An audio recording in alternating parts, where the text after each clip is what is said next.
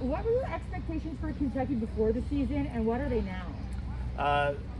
Before the season, I certainly didn't expect them to be 6-0 and playing in a top 11 game and the first meeting of two SEC East teams, 6-0 or better ever. I expected them to be good. I thought their offense would be improved with the new offensive coordinator, but their performance up to this point has surprised me and impressed me. I think the expectation now, because I don't want to be disingenuous, is that they aren't as good as Georgia. I don't think my expectation is for them to play in the SEC championship game, but that's why you play, and you put yourself on this stage to give yourself an opportunity for such things. And Kentucky, if it can pull a stunner on Saturday, then my expectation would be that they finish the deal and go play in the SEC championship game. Boy, that was easy. We're all done. Good question too, by the way. I would like everyone to take note of that question. Open, neutral, lean. You guys know what that is? The question was open, it was neutral, did not assign a value, and it was lean. The great John Sawatsky, the greatest interviewing guru on the planet, would be quite pleased with your question. It was excellent. Excellent. Excellent. So Rece, Kirby all week talked about Kentucky being physical. He said the past few years, every time they play Kentucky, it's always physical. What does that O-line bring to the table, and do you think they can challenge this Georgia defensive front that everybody raves about every year? They will not back down from them. That's something that I think Mark has made a hallmark of his program. They always play tough. The question has always been, do they have enough explosive speed? They have enough weapons on the outside. Now with Wandale, they have that. They have a guy who can do some of those things. I know they have Bowden too and stuff. You know, they've had some guys, but I think they have a structure to take advantage of that. One thing that's never been in doubt has been, will they line up and strike you? Yes, they will. I think the most dominant unit in college football is the Georgia defense at large, and probably particularly the Georgia defensive line. So they're not just going to line up and run over Georgia with Rodriguez, but can they make some plays? Yes, I think they will, because I think they'll provide a challenge for Georgia for sure. But I do think it's a tall task. I don't think they're going to line up and run for 3 bills like they have a couple of times against SEC teams. They can have a solid day in the mid-100s, not turn the ball over, make short yardage when they get the opportunity. I think that would be a win and the recipe for potential success for their offensive line. Rece, what are your thoughts on the environment that is Sanford Stadium, Athens, Georgia?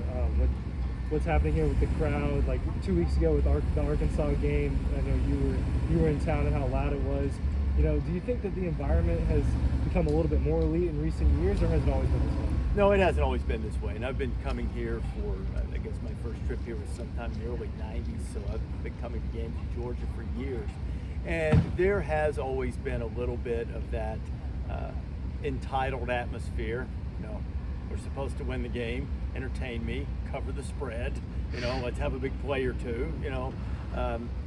So I think there's been a little bit more energy in recent years. I think back to the Notre Dame night game, which there was a lot of noise and energy in the crowd. Certainly, Kirby challenged the fan base for the Arkansas game, and they responded. And that's often not the case for noon kickoffs in the SEC, as you guys are well aware. But they answered the bell this time. So I think there has been an improved atmosphere that's sort of gone hand in hand with having great players and having a lot of success. What are your thoughts on Will Levis kind of taking over this job at Kentucky and kind of leading them to a 6-0 record? And what do you think he has on the outside with Wandale Robinson and what they can do to beat some of these Georgia receivers, especially with Tyquan Smith out for the rest of the season? Well, you're going to have, you know, sort of what we were talking about earlier. If you're going to move the ball against Georgia, you're not going to work it down the field with a Navy-esque 21-play drive. You guys saw that last night. That's not happening.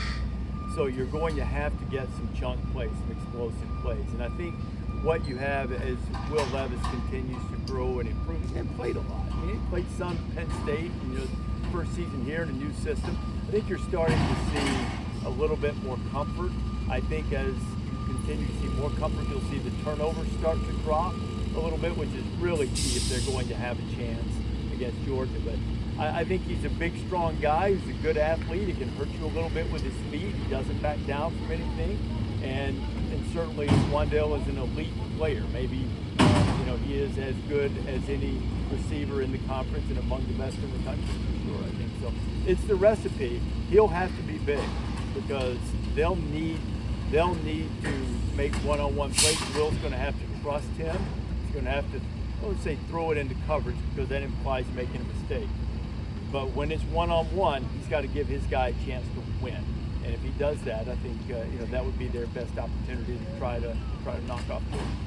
Rece, I know we're only 6 games in, but how do you compare what Georgia's defense has done so far to maybe some of the best defenses of the last 10, 20 years? They're on target because they look the part, but they haven't been challenged by what I would consider an elite offense yet. And it remains to be seen, though that some of the stats look really good for Kentucky. It remains to be seen whether this is the challenge or not. But you got to also look the part. And when you talk about elite defense, what you want, what you want is a guy who can get after the passer and intercept passes in the middle of the air and score touchdowns on immediately like old 47 did. But I think right now you would be on track to compare Georgia to 2011 Alabama, 2011 LSU. People forget that because of the way they lost in the national championship game. But of this generation, this era of football, those are the two that come to mind in terms of elite defenses. Alabama 2016 was really good as well. So I think that's the bar, that's the opportunity for this Georgia defense. But you've got to prove it against elite competition. There's nothing to indicate to me from what I've seen watching that they can't do it. It's just a matter of when they get the opportunity to be able to do it. Hey, look, as I said earlier, they are the most dominant unit in college football, and they are the reason that Georgia is not completely immune, but most immune to being knocked off, to having some type of awful face plant, that you see, that we've seen across college football really for the entire first half of the season. What do you think makes them so special? They've got players. I mean, Shane Beamer. Why don't you just re-rack the Shane Beamer quote, man? They got 105 stars. They got a guy that's 360 pounds that they would like to weigh 340 pounds. He's running 20 miles an hour on GPS or whatever he's doing. Chases down everybody. They've got multiple pass rushers. They've got ill-tempered linebackers who apparently have a disdain for other people in opposite colored uniforms. And they've got athleticism in the back end. So they've got every ingredient, and they don't just have a front line. They can roll guys in as backups, and there's no drop-off. So every ingredient you would want to be elite, they certainly have. What's your favorite aspect of this job? You go to a different city each week in the fall. Talking to you. Yeah. What is your favorite part of the job? For someone like me that grew up loving this sport and feels like it's sort of part of who I am, being able to go to different places, to go to huge games, to see great atmospheres, to watch great players, to take part in the great traditions and to share those. I mean, all of those things probably are the things that I enjoy most about it.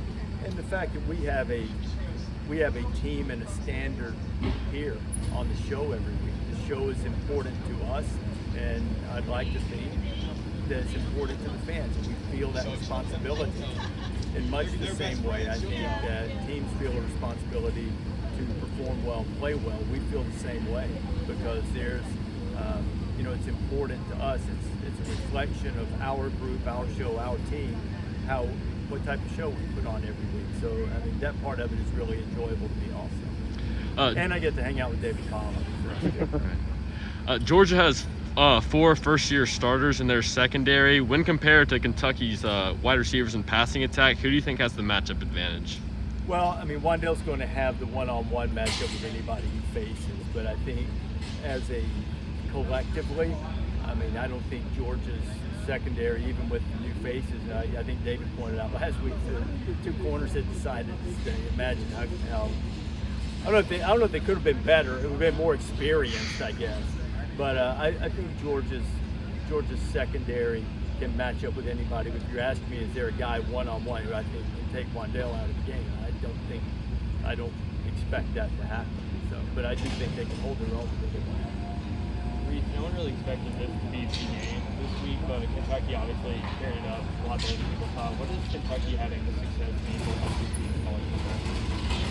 It shows, I mean, I think everyone for a long time has believed that the SEC always has depth year in and year out. I think it shows depth in a different place.